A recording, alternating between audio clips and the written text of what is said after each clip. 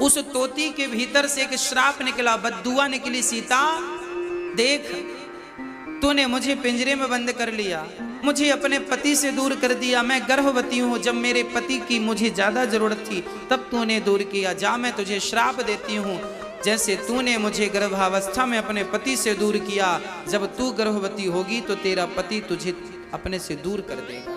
ये श्राप उस तोती का था, ये पद्म पुराण की घटना है, लिखी है। तो अब इस घटना को पढ़ने के बाद, समझने के बाद, सीता को उस तोती के श्राप के बाद अब आप प्रजा को क्या दोषी ठहराएंगे?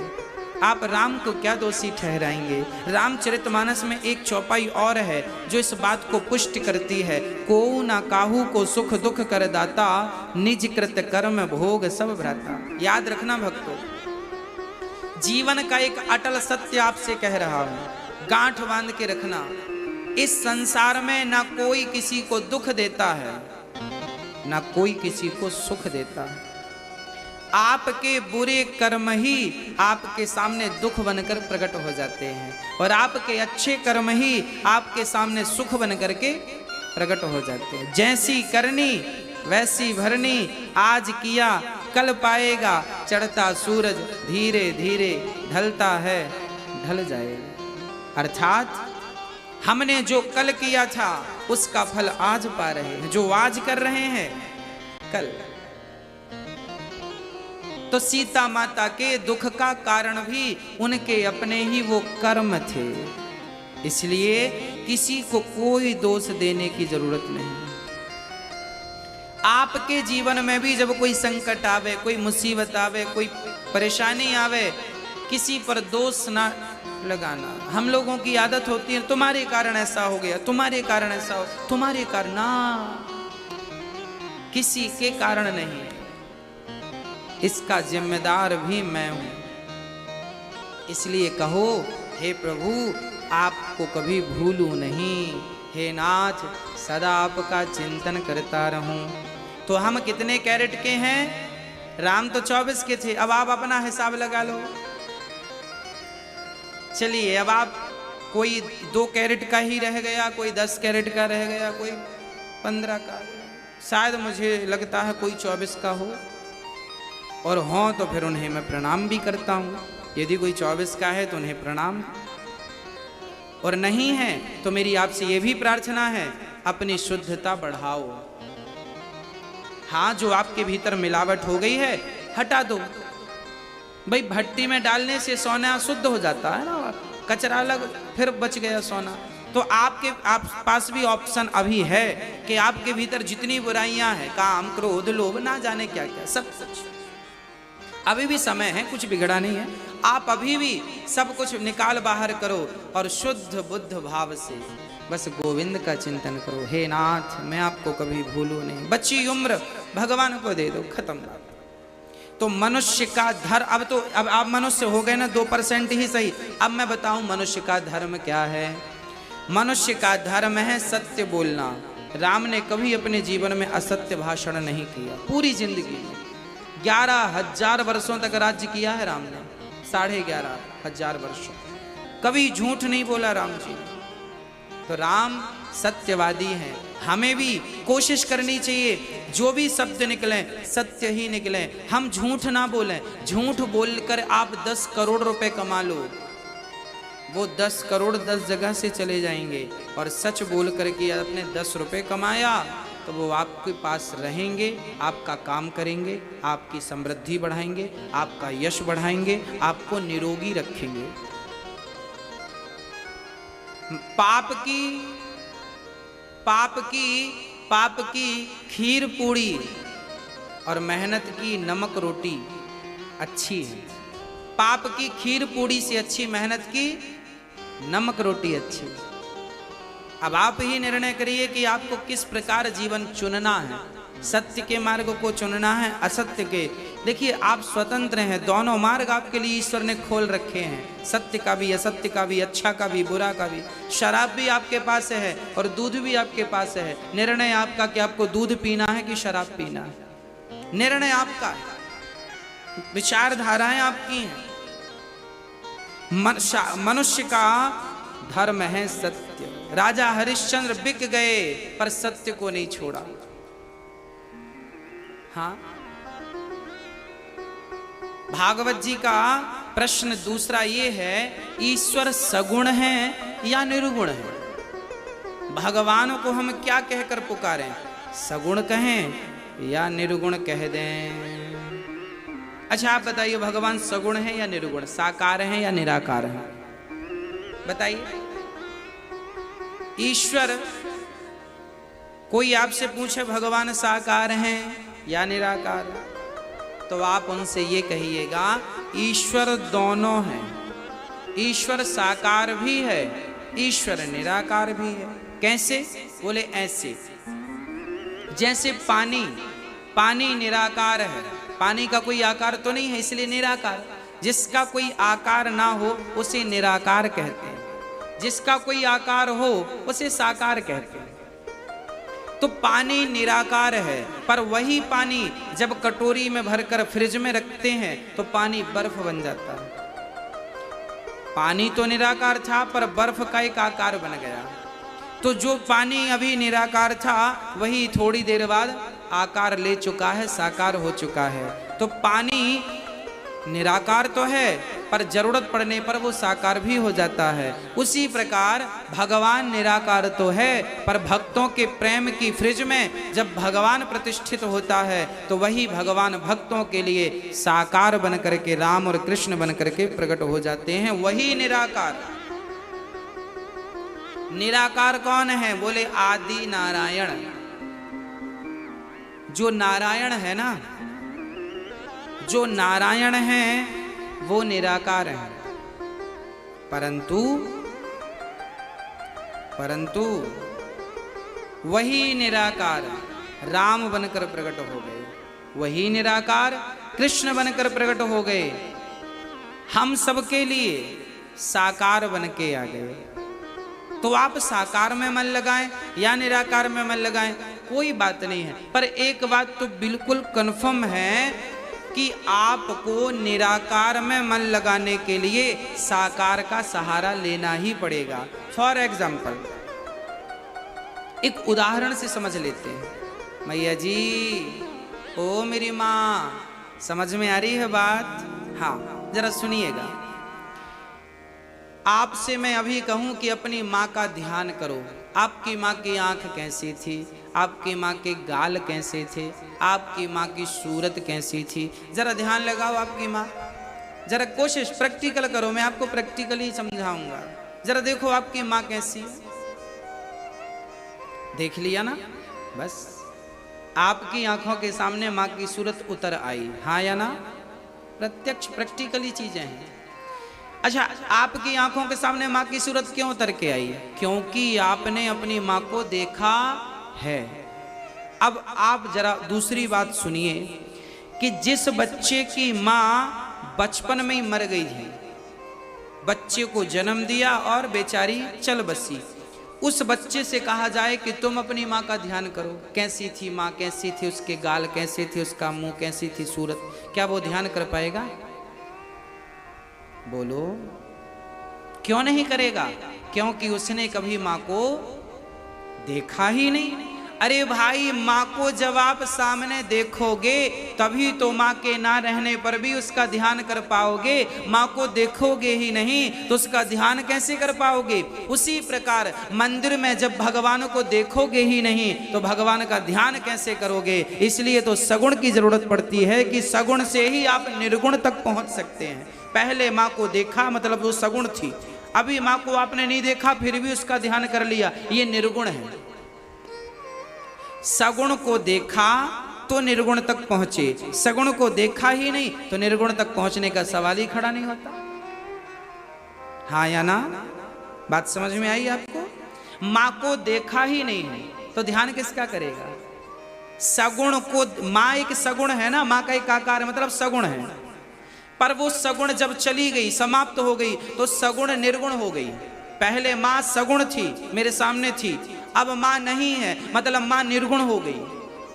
तो सगुण को देखा तब तो निर्गुण में ध्यान लगा, सगुण को देखा ही नहीं होता तो निर्गुण में ध्यान कैसे? कुछ लोग हमारे भारत में ऐसे ही हैं, हम तो निर्गुण वाले हैं, निर्गुण वाले। अरे पागल, निर्गुण वाले हो तो सगुण से ही तो निर्गुण में जाओगे। पहली सीढ़ी पे पांव रखोगे तब तो दूसरी पे चढ़ोगे, दूसरी पे रखोगे तब तो तीसरी पे चढ़ोगे, और सीढ़ियों से ही तो छत पे जाओगे, कोई छलांग लगा के थोड़ी चले जाओगे। ईश्वर तक पहुंचाने के लिए सगुण तो सीढ़ियां हैं, सगुण की सीढ़ी, सगुण सीढ़ी है और निर्गुण छत है, समझिएगा। सगुण सीढ़ी है, निर्गुण छत है, छत तक पहुंचने के लिए सीढ़ियों का सहारा आवश्यक है। उसी प्रकार निर्गुण परमात्मा तक पहुंचने के लिए, निराकार का चिंतन करने के लिए साकार का सहारा जरूरी है। साकार में मन लगेगा। हम बिहारी जी का दर्शन किए हैं तो आंख बंद करेंगे तो बिहारी जी की छवि सामने आ जाएगी। अब देखा ही नहीं तुमने बिहारी जी को तो आंख बंद करके बैठे रहो, किसका ध्यान आएगा? जगन्नाथ जी को हमने देखा है, हमने आंख बंद की और हमने कहा जगन्नाथ जी ऐसे, उनके हाथ ऐसे, उनकी हमारे सामने लो तस्वीर बनने लगी, जगन्नाथ जी ऐसे हैं। अब देखा ही नहीं तो तस्वीर किसकी बना लोगे? हमने द्वारिकाधीश जी को देखा है, ऐसे हैं, भगवान के हाथों में बंसी है और बड़ी ऐसे सांवले से हैं और ऐसा दरबार है, ऐसा सुंदर मुस्कान है उनकी, देखा है तो चित्त में आ रही है छवि, देखा ही नहीं तो कैसे आती? भाई सगुण से ही तो निर्गुण है। कोई डायरेक्ट कहे मैं निर्गुण वाला हूं तो आपका ज्ञान अभी कच्चा है, थोड़ा पकाइए। सगुण, मैं निर्गुण का विरोध नहीं करता, राम जी खुद कहते हैं, मैं नहीं, चलो मेरी बात मत मानो। रामचरितमानस में सुंदर कांड में गोस्वामी जी लिख रहे हैं और राम अपनी वाणी से कह रहे हैं। राम जी कह रहे हैं, सगुण उपासक परहित निरत नीति दृढ़ ते नर प्राण समान मम जिनके द्विज पर प्रेम। सगुण उपासक, सगुण, राम जी कह रहे हैं मुझे सगुण उपासक पसंद है। सगुण उपासक पर हित निरत नीति दृढ़ नैम, कह रहे हैं राम जी। और फिर भी अब कोई ना समझे तो फिर कोई समझा भी तो नहीं सकता। भगवान के अवतार कितने हैं, ये प्रश्न भागवत जी का है। सौनक जी प्रश्न कर रहे हैं सूत जी से, भगवान के अवतार कितने हैं। अब यहां से पावन सी कथा प्रारंभ होती है। भगवान के 24 अवतार हैं। भगवान के टोटल कितने अवतार हैं? 24। कौन कौन से? पहला अवतार है सनकादि, सनक, सनंदन, सनातन, सनत कुमार, इन चारों को एक ही कहा जाता है। दूसरा अवतार भगवान ने 12 बन करके हिरण्याक्ष कुमार के पृथ्वी की स्थापना करने के लिए 12 अवतार धारण किया।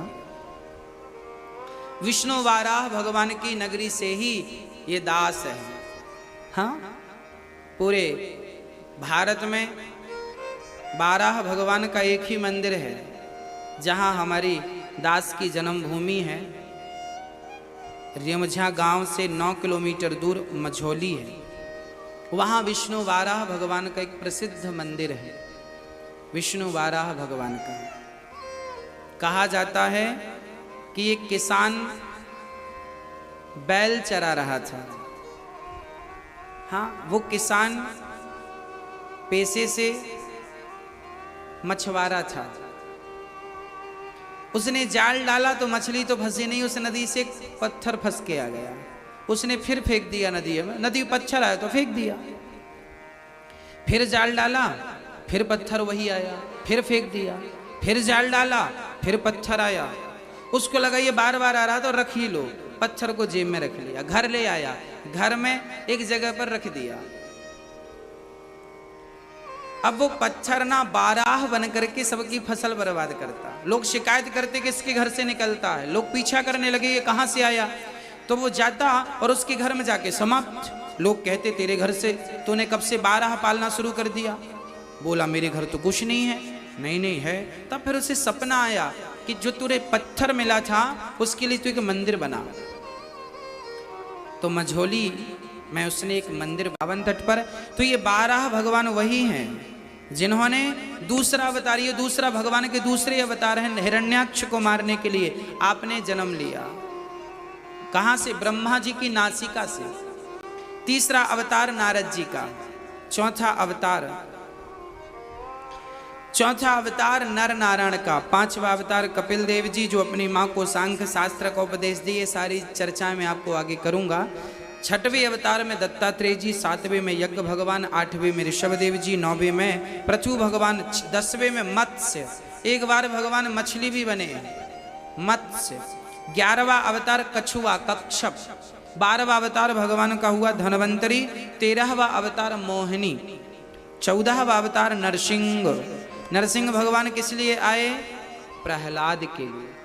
15वां अवतार भगवान का बावन भगवान क्यों आए? राजा बलि के लिए। 16वां अवतार परशुराम जी क्यों आए? क्योंकि उस टाइम के लोग आतताई हो गए, तो सहस्त्रार्जुन को मारने के लिए श्री परशुराम जी ने अवतार लिया था। 17वां अवतार व्यास जी, जिन्होंने 17-18 पुराण और वेदों का विस्तार और महाभारत जैसा दिव्य ग्रंथ लिखा। ऐसे व्यास जी 17वें अवतार। 18वां अवतार त्रेता में राम जी का, भगवान श्री राम जी का। 19वें अवतार में बलराम जी भी भगवान के ही अवतार हैं। 20वां अवतार हुआ है श्री कृष्ण भगवान 20वें अवतार हैं। 21वें अवतार हैं बुद्धावतार, जो कलयुग में हुए हैं। बुद्धावतार, बुद्ध भगवान। 22वें अवतार में भगवान हरि अवतार, जिन्होंने हाथी को बचाने के लिए हरि अवतार धारण किया। हाथी का पांव मगर ने पकड़ा था एक बार, आगे मैं कथा सुनाऊंगा। हाँ, उनके लिए भगवान ने अवतार। 23वां अवतार भगवान का हंस अवतार, ब्रह्मा जी को उपदेश करने के लिए ये हुआ था। और कलयुग के आखिरी में 24वां अवतार हुआ नहीं है, होगा। कल्कि अवतार संबल ग्राम में विष्णु यश नाम के पंडित जी के घर में कल्कि अवतार होगा। हुआ नहीं, होगा। भागवत जी में जो लिखा है वो पिछला भी लिखा है और आगे जो होना है वो भी लिखा है। बुद्धा अवतार होगा, भागवत जी में ये लिखा है। अर्थात भागवत जी तब लिख गई थी जब बुद्ध भगवान का अवतार नहीं हुआ था। भागवत जी के इस प्रसंग में ये बात लिखी है कि बुद्धा अवतार कलयुग में होगा, भविष्य। मतलब भागवत तब लिख गई है जब अवतार नहीं हो, और उसके बाद जो टाइमिंग इसमें लिखी थी कि इस टाइम पे होगा, इस समय पे होगा, वही समय पे बुद्ध भगवान का अवतार होगा। और कल्कि अवतार के बारे में भी अपडेट है, वो भी होगा।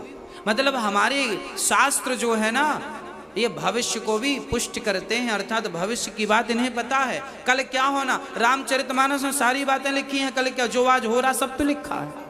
कैसे लोग होंगे, आज की कैसी विस्तार धाराएं होंगी, सब तो लिखा। एक बार व्यास जी ने 17 पुराण लिखने के बावजूद भी बड़े परेशान थे, बड़े उदास। तब नारद जी आए कीर्तन करते हुए। क्या हुआ, आप परेशान क्यों हैं, उदास क्यों हैं? तब कहा मैं इसलिए परेशान हूं। व्यास जी ने कहा मैंने 17 पुराण लिख दिए पर मन को शांति नहीं मिली। तब नारद जी ने कहा आपने भागवत नहीं लिखी, जब तक भागवत की रचना नहीं करेंगे शांति नहीं मिलेगी। नारद जी ने अपनी पूरी आप बीती सुना दी। मैं पिछले जन्म दासी पुत्र था, परंतु मैं ब्रह्मा पुत्र बना तपस्या के प्रभाव से। एक बार मेरे गांव में कुछ संत आए, मैंने उनकी खूब सेवा की। संतों ने मुझे नारायण का मंत्र दिया, मैंने खूब जाप किया। मेरी माँ ने संतों के संग जाने से रोक दिया, पर मेरी माँ को एक दिन सांप ने डस लिया तो मेरी माँ मर गई। और मैं सीधा माँ का संस्कार करके जंगल गया और वहाँ केवल नारायण नारायण श्रीमन नारायण का जाप किया। जाप करते करते करते करते मेरी जवानी बीत गई, बुढ़ापा बीत गया। जब मृत्यु हुई तो आकाशवाणी हुई, पुत्र इस जन्म में तुझे मेरा दर्शन नहीं, अगले जन्म में होगा। तब नारद जी कहते हैं मैं तब इंसान था, दासी का बेटा, इस जन्म में ब्रह्मा का बेटा बन के हूं, केवल भजन के प्रभाव से। याद रखना, भजन का प्रभाव कभी नष्ट नहीं होता। आज ना सही उसका फल मिलेगा जरूर। एक बार तपना होता है, तपाना होता है, उसके बाद जो सुख मिलता है ना, अपार होता है। सुदामा गरीब थे, पर जब भगवान की शरण में गए तो जीवन भर दुख उठाया, अंत में भगवान ने 2 लोकों का मालिक बनाया। केवल मालिक नहीं, सुदामा को जवान भी किया भगवान ने। सुदामा बुढ़े गए थे, और पता है आपको, सुशीला और सुदामा दोनों जवान हो गए थे, और जवानी में फिर उन्होंने अपना राज्य भोगा और सारा सुख भोग कर फिर भगवान के धाम को गए। अर्थात भगवान की भक्ति कोई करेगा तो संसार के सुख से भी वो वंचित नहीं रहेगा। कोई भी सुख हो, अर्थ धर्म काम मोक्ष, कोई भी सुख, यदि संसार के भोगों की किसी को कामना है तो भगवान वो भी उसे देते हैं, जा भोग ले। धन की कामना है, ले धन ले ले, सब कुछ देते हैं भगवान। भाई बेटा पिता की सेवा तो करे, पिता तो सब देंगे उसे, जितनी प्रॉपर्टी सब ले ले, और सेवा नहीं करे और धन मांगे तो पिता भी सोचता है कि इसे देने से कोई फायदा नहीं, बर्बाद कर देगा, इसका दूसरा उपयोग करने का सोचने लगता। पिता है परमात्मा, त्वमेव माता च पिता त्वमेव। जब हम सही मार्ग पर चलते हैं, ईश्वर की प्राप्ति के लिए तड़पते हैं, तो भगवान फिर सब कुछ देते हैं। उनके लिए कोई चीज दुर्लभ नहीं है, वो सब देते हैं, जो चाहिए सब कुछ मिलेगा। नारद जी कहते हैं, मैं उसका साक्ष्य हूं, मैं उसका गवाह हूं। इसलिए सदा भगवान से धन दौलत की चाहत ना रख करके केवल भगवान के चरणों की और भगवान की भक्ति की चाहत रखना चाहिए। भगवान को जीवन दे दो और कह दो कि हे प्रभु, ये जीवन तेरे हवाले है।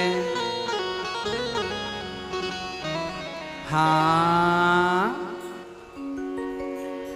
ये जीवन है तेरे हवाले, मुरलिया वाले। जीवन है तेरे हवाले, मुरलिया वाले। हमारा जीवन नहीं है, हे प्रभु, हमने तो अपना जीवन आपके हवाले कर दिया। अब आप समझो, आप जानो। दोनों हाथ उठा के भाव से जरा गोविंद की शरणागति ग्रहण करें और कहें, प्रभु ये जिंदगी आपकी है।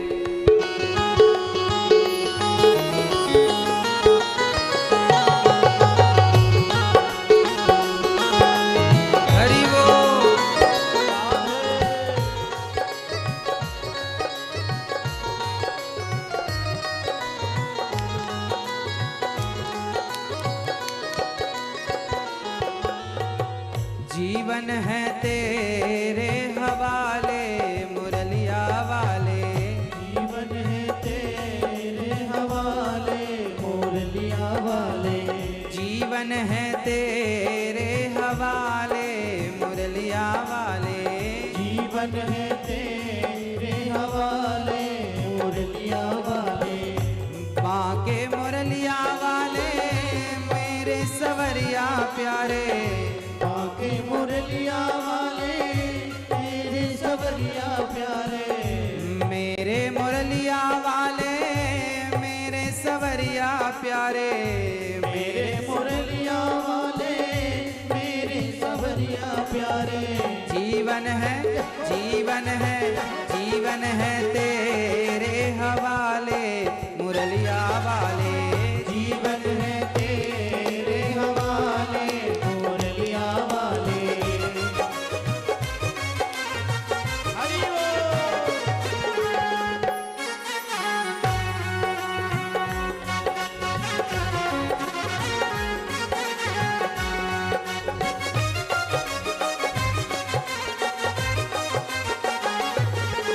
हरि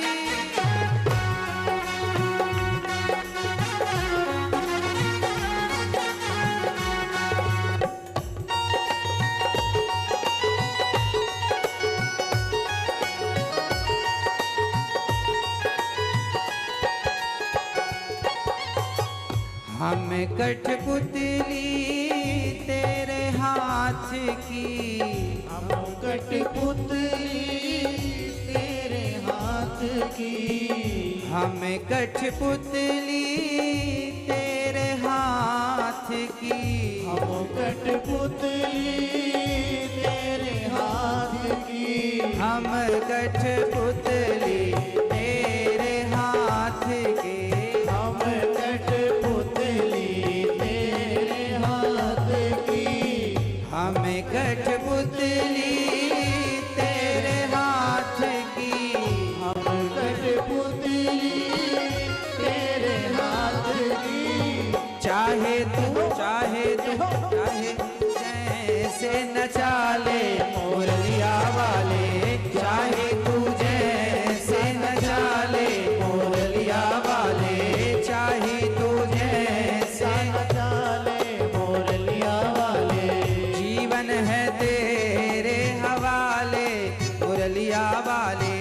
जीवन है तेरे हवाले हरि बोल। वाले।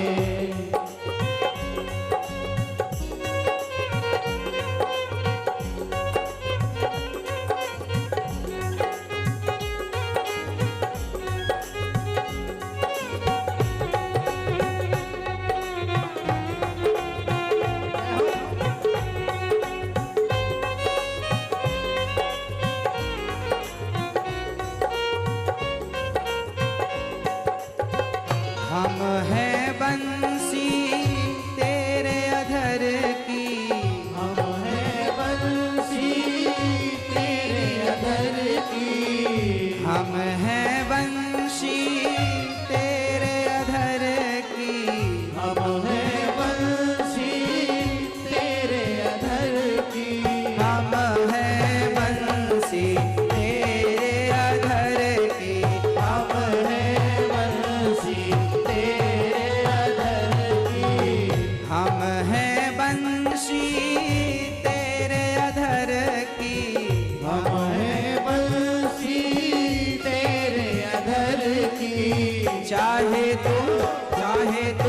चाहे तू जैसे बजा ले मुरलिया वाले। चाहे तू जैसे बजा ले मुरलिया वाले। जीवन है तेरे हवाले मुरलिया वाले। जीवन है तेरे हवाले मुरलिया वाले। हरि बोल।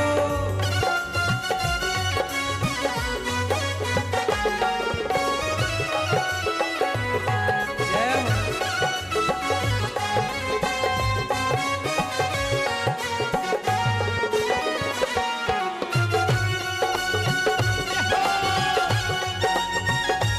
जय हो।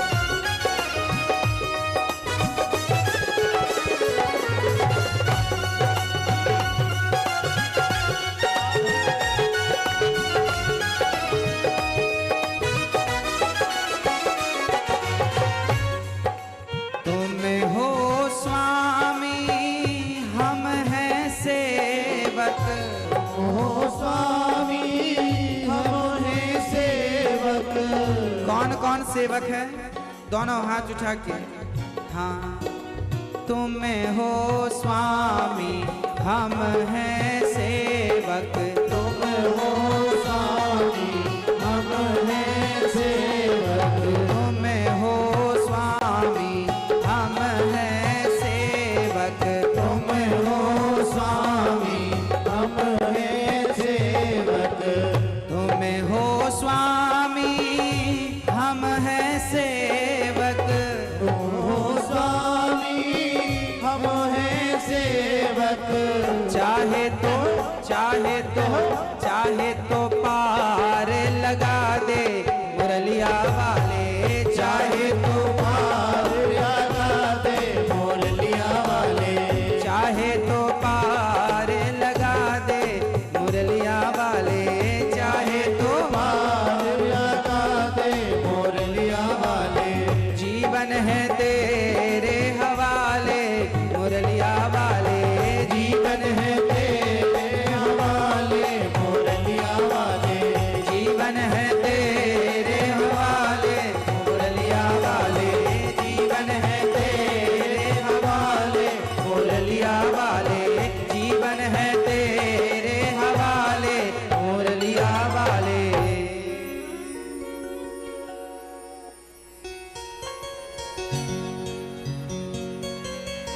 मैं कठपुतली तेरे हाथ की।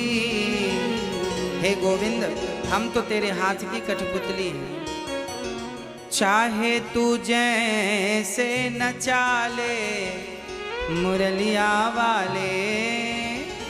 हे गोविंद, हम तो आपके हैं, अब जैसे आप नचाना चाहे नचाए, बस आपके बनना है। हम ना आपसे, आप सभी से एक छोटी सी प्रार्थना मैं बार बार करता हूं कि हमने सबके तो सबका बनकर तो हमने देख ही लिया। हाँ, हम एक बार भगवान के बनकर देख ले। हाँ ना? हाँ, मैं सबका होकर देख लिया, एक तेरा होना बाकी है। मैं सबका होकर देख लिया, एक तेरा होना बाकी है। हे गोविंद, सबका होकर देख लिया, सबका बनकर देख लिया, सबके लिए करके देख लिया। अब एक बार भगवान का होकर देख लो और अपने लिए कुछ पुण्य करके देख लो, बस सब तो हो गया।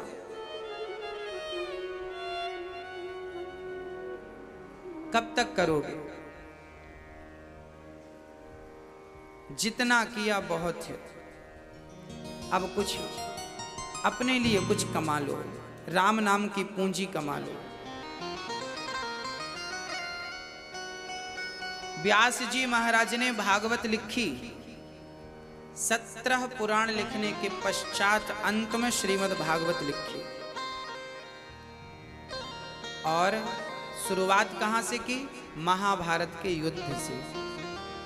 कहते हैं महाभारत जहां से पूरा होता है ना, भागवत वहां से प्रारंभ होती है। हाँ जी,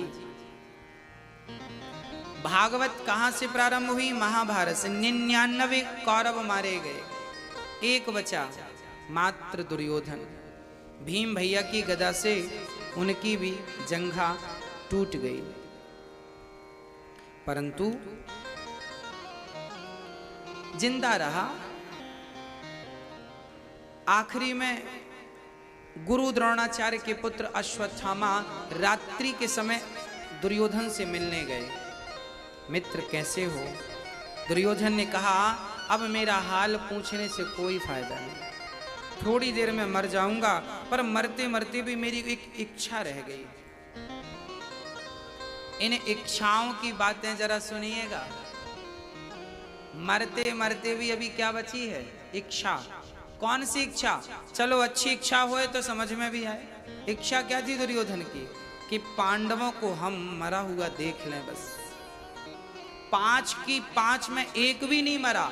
दुख इस बात का है कि हम 100 में एक भी नहीं बचे और वो 5 में एक भी नहीं मरा। अच्छा, ऐसा क्यों था? हम 100 में से तो एक भी नहीं बच रहे हैं और वो 5 में एक भी नहीं मरे।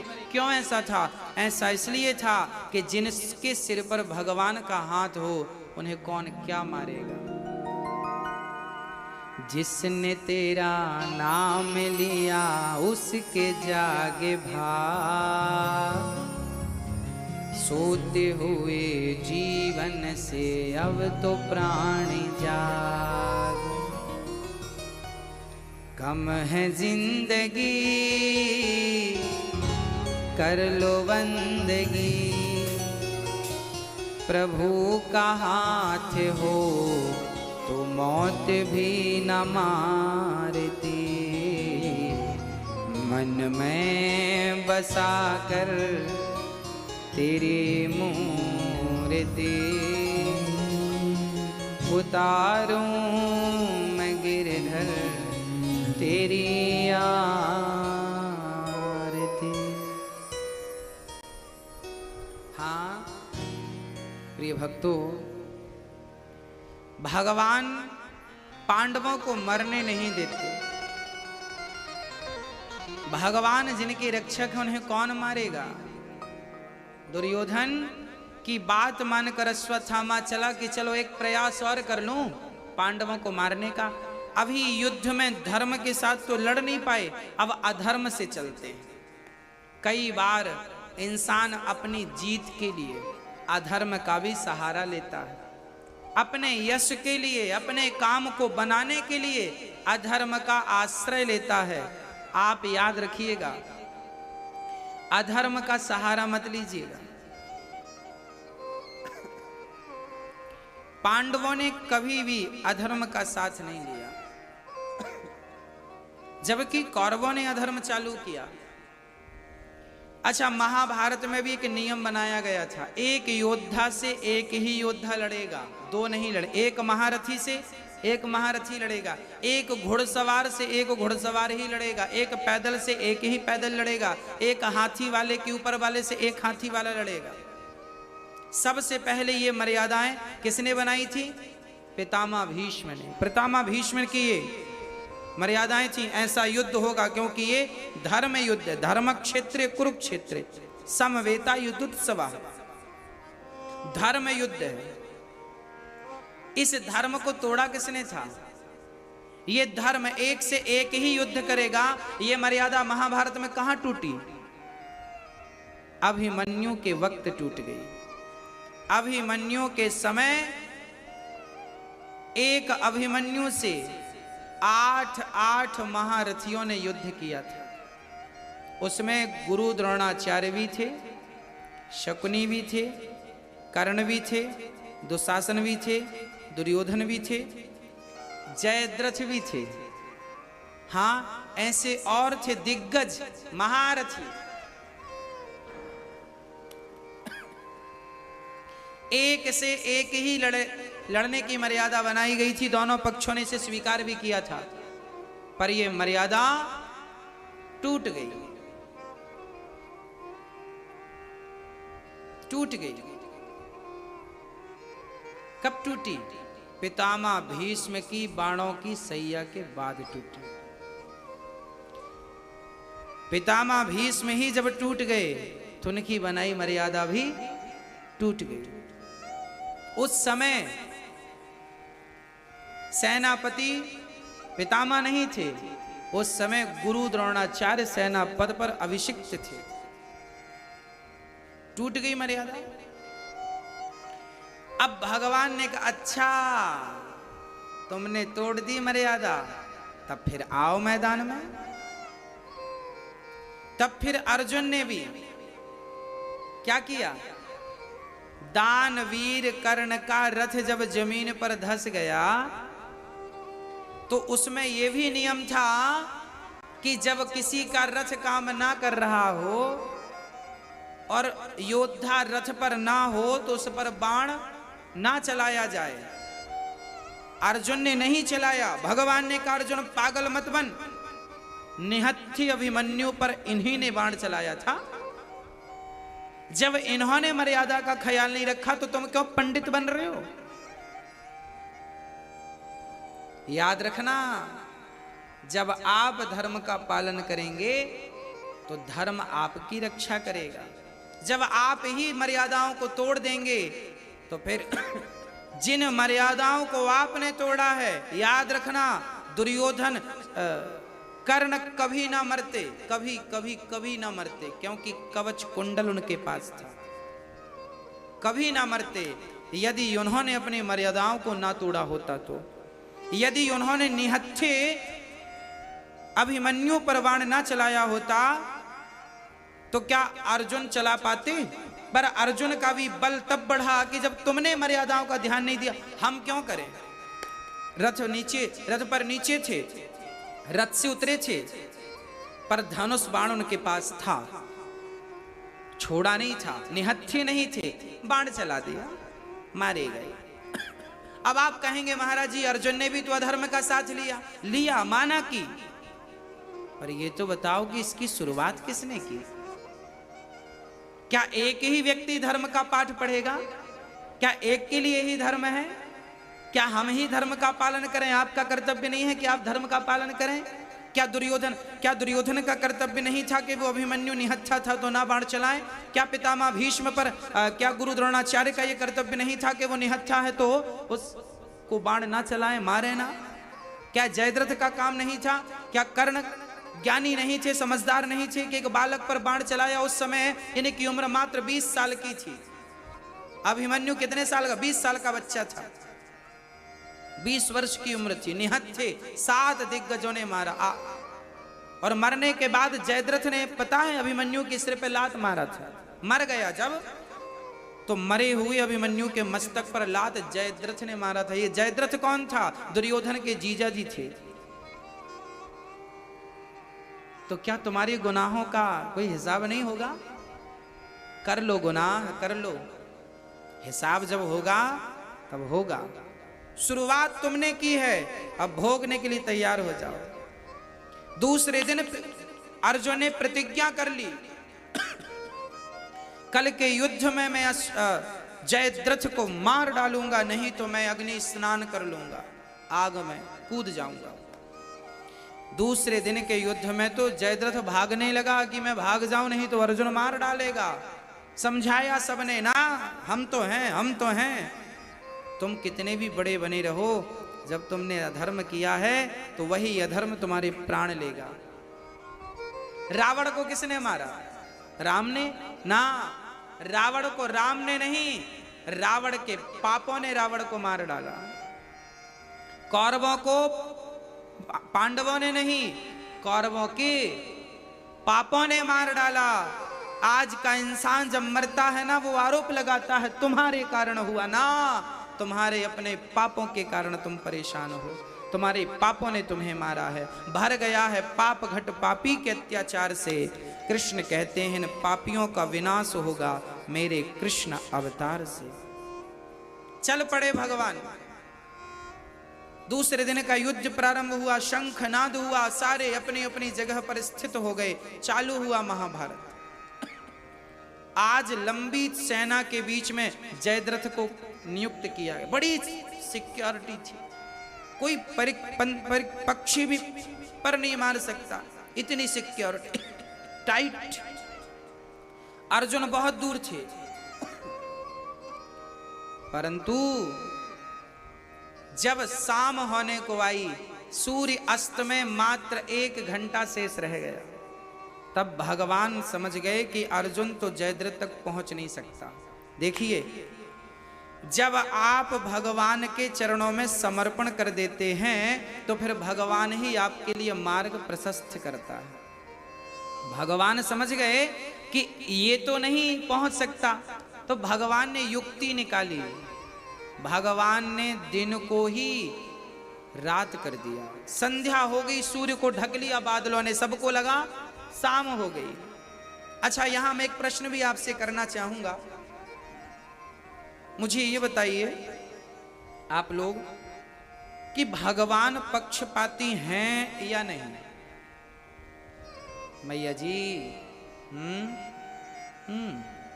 राधे राधे, बताइए भगवान पक्षपाती हैं या नहीं?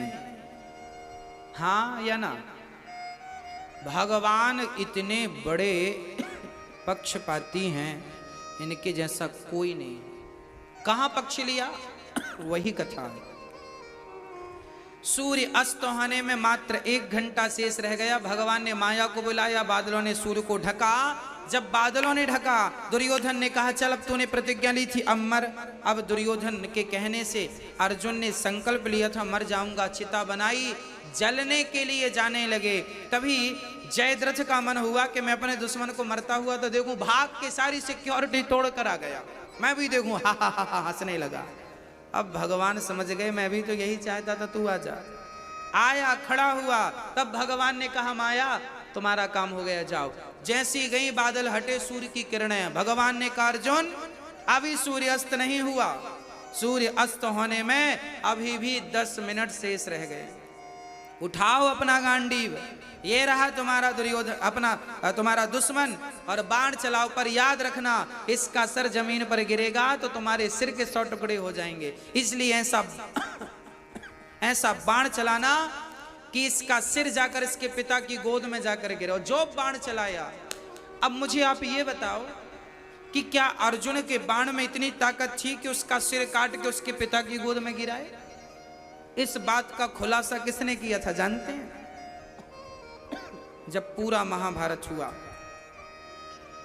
बर्बरीक ने इसका खुलासा किया। बर्बरीक सारे महाभारत का दृष्टा था, देखने वाला। बर्बरीक ने कहा था, अर्जुन जब तुमने जयद्रथ के लिए बाण चलाया था तो तुम्हारा बाण तो जयद्रथ का सिर काट के गिर ही गया था, पर उसे कृष्ण के सुदर्शन ने अपने ऊपर बिठाया और ले जा करके और उसके पिता की गोद में गिराया। दोनों बाप बेटे मर गए और भगवान ने भक्त की रक्षा कर ली। भगवान अपने भक्त के लिए कुछ भी कर सकते हैं। पक्षपाती बन गए, देखो ना, दिन को रात कर दिया। जैसे माँ अपने बच्चे का सदा पक्ष लेती है, ऐसे भगवान अपने भक्त का सदा पक्ष लेते हैं। हाँ, पूरा महाभारत हुआ, पांडवों को एक इतना सा दर्द नहीं होने दिया भगवान ने। क्यों? क्योंकि भगवान भक्तों का पक्ष लेते हैं। क्योंकि भगवान कृष्ण के सामने भगवान को मांगने दुर्योधन भी गया था और अर्जुन भी गया था। फर्क इतना है कि दुर्योधन ने भगवान से सेना मांगी और दुर्योधन ने सेना मांगी, और भगवान से अर्जुन ने सेना नहीं, भगवान से भगवान को मांगा।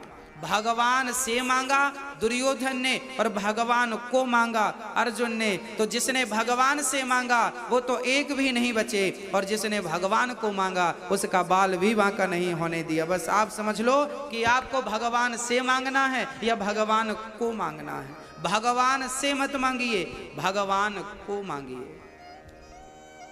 पिता से मत मांगिए, पिता को मांगिए। आप मेरे पास आइए, मैं आपकी सेवा करूंगा। पिता से, पिता को नहीं। श्री भगवान बड़े प्रेम से। अब महाभारत का युद्ध हुआ, अश्वत्थामा आया, द्रौपदी के 5 बच्चे सो रहे थे।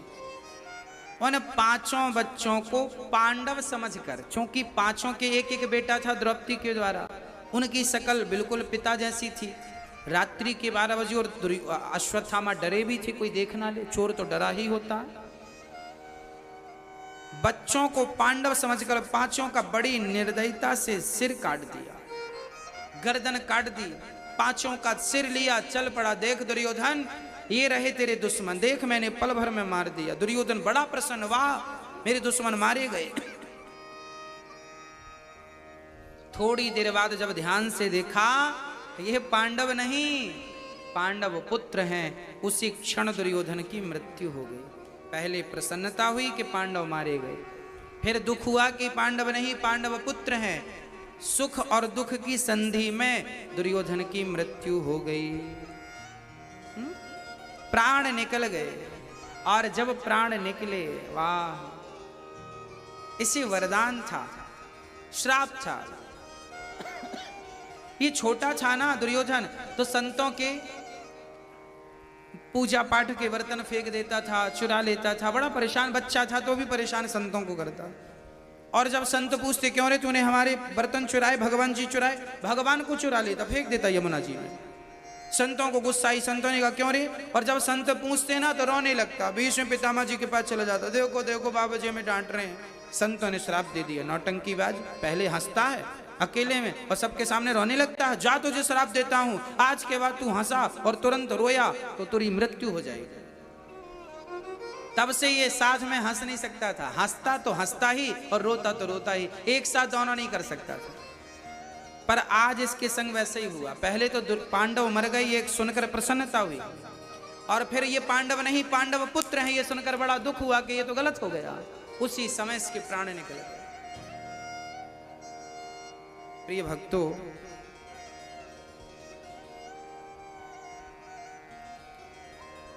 अब द्रौपदी मां जो थी उसके तो 5 बच्चे मारे गए।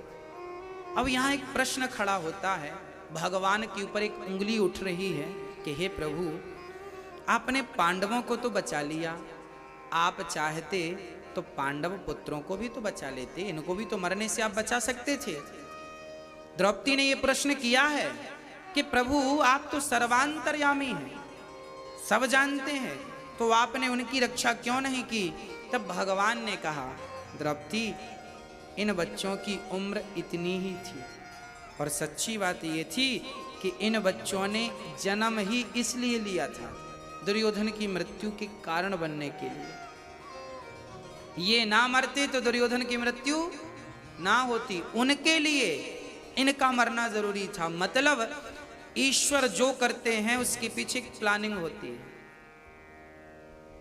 इस कारण से ये कारण समाप्त होगा और इस कारण से ये कारण बनेगा। लीला है। हम लोग ना तुच्छ प्राणी हैं, हम भगवान की लीलाओं को समझते नहीं हैं। अश्वत्थामा के बाल पकड़ करके घसीट करके द्रौपदी के सामने खड़ा कर दिया अर्जुन ने। देखो द्रौपदी, आपके पुत्र का हत्यारा आपके सामने खड़ा है, जो सजा देना चाहो इस हत्यारे को दे दो। अच्छा मुझे आप एक बात बताओ, यदि आपके अपनों का कोई हत्यारा आपके सामने आकर खड़ा हो जाए तो आपके क्या विचार होंगे उसके लिए? क्या आपके भीतर उसके लिए कोई दया का स्थान होगा? मैया जी, क्या आपके भीतर उस हत्यारे के लिए कोई दया का स्थान होगा? हाँ या ना? नहीं ना? पर द्रौपदी ऐसी दयालु है, द्रौपदी कहती है इसे छोड़ दो। क्यों छोड़ दें? क्योंकि दया धर्म का मूल है, पाप मूल अभिमान। तुलसी दया न छोड़िए जब तक घट में प्राण। दया का भाव कभी ना छूटे, दया कभी मत छोड़ो। दया ही ईश्वर का स्वरूप है, दया ही धर्म है, दया धर्म का मूल है। जीव मात्र पर दया करते रहिए, दया ना छूटे कभी। हाँ, दया ही ईश्वर तक पहुंचाएगी, इसलिए दया जरूरी है। हम लोगों के भीतर ना करुणा नहीं है, हमारे भीतर दया नहीं है। अच्छा दया होती तो आजकल के बच्चे अपने माँ पर ही दया कर लेते, पर आजकल के तो बच्चे अपने माँ का भी दर्द नहीं समझते। दर्द इसलिए तो नहीं समझते क्योंकि भीतर दया है ही नहीं। भाई जिसके भीतर दया है वो तो दर्द समझेगा, दया ही नहीं है तो दर्द क्या समझेगा? दया रहित हो गया है प्राणी।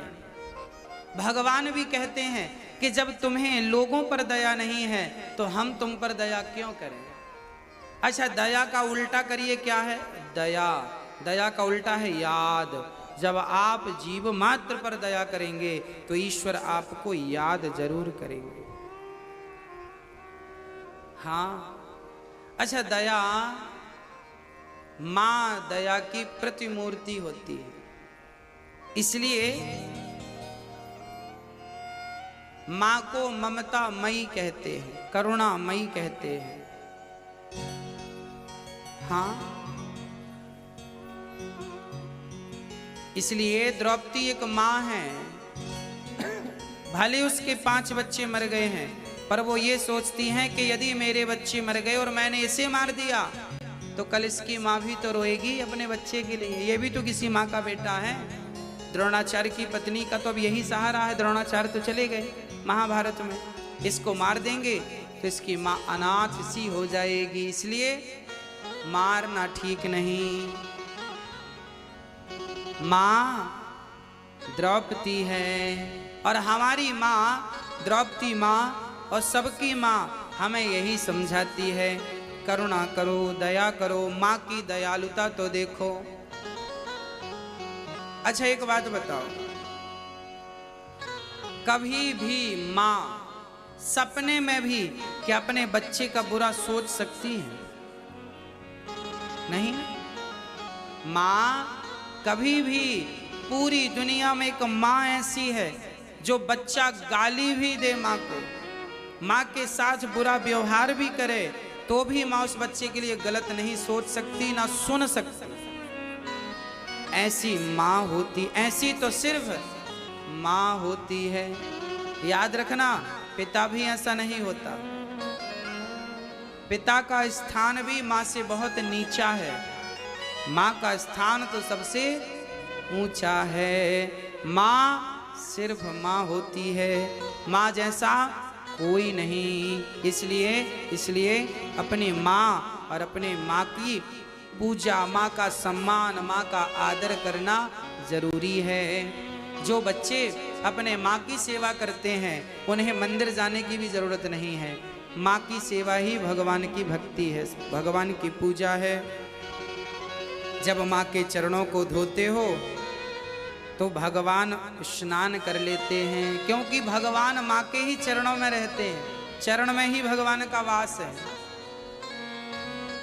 तो माँ के चरणों में जल डालो, भगवान का स्नान। माँ के चरणों में फूल चढ़ाओ, भगवान को फूल चढ़ गया। माँ को भोजन कराओ, भगवान का पेट भर गया। माँ की पांव सेवा करो, चरण दबाओ माँ के, तो भगवान के पांव दब रहे हैं वो। भगवान डायरेक्ट कोई सेवा नहीं लेते, माँ से ही भगवान का कॉन्ट्रैक्ट है सारा।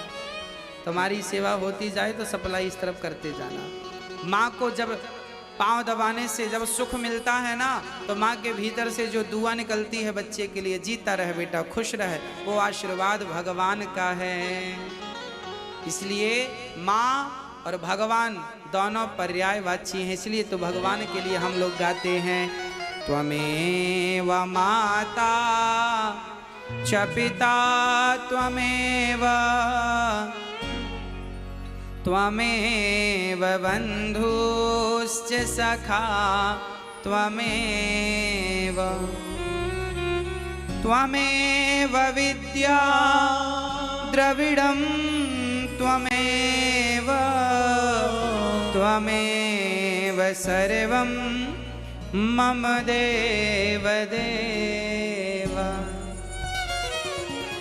तू कितनी अच्छी है, तू कितनी भोली है, हो प्यारी प्यारी है ओ माँ, ओ माँ, ओ माँ, प्यारी माँ,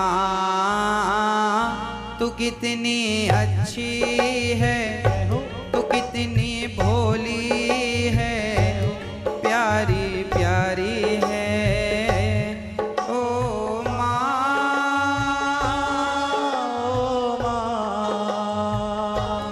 ओ माँ, प्यारी माँ। ये जो दुनिया है ये वन है कांटों का, तो फुलवारी है ओ माँ,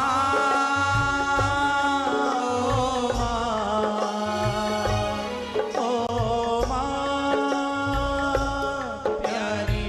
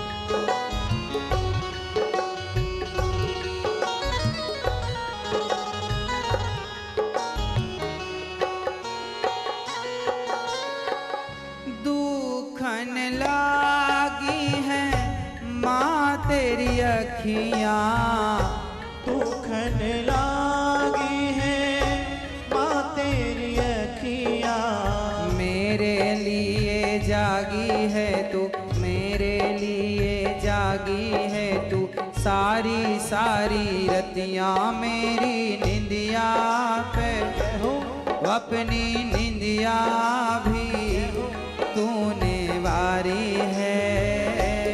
ओ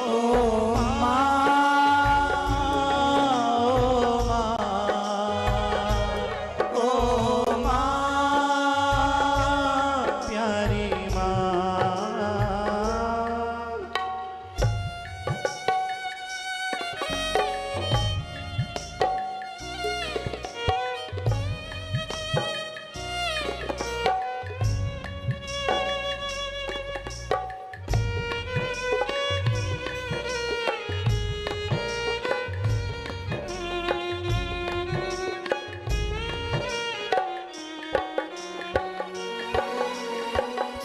अपना नहीं तुझे सुख दुख कोई, अपना नहीं तुझे सुख दुख कोई, माँ का अपना कोई सुख नहीं होता।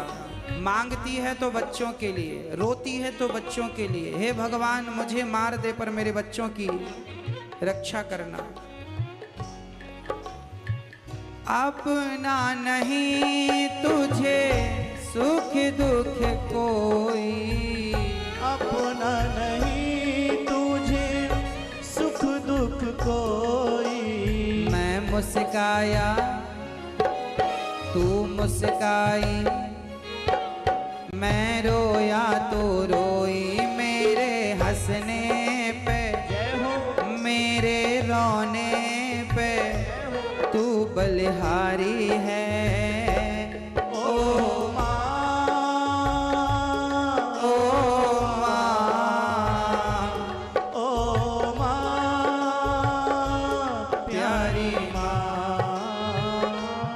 इसलिए कहता हूँ कभी भगवान की आरती उतारने के बाद समय मिले तो माँ के चरणों की भी आरती उतार लेना, क्योंकि ये माँ ना होती ना तो हम ना होते, तुम ना होते। ये संसार यदि है तो माँ की बदौलत से। जिसकी कोख से जन्म लेते हो उसी माँ को घर से निकाल देते हो।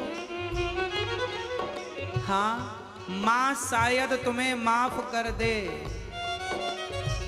पर भगवान माफ नहीं करेगा यदि तुमने माँ के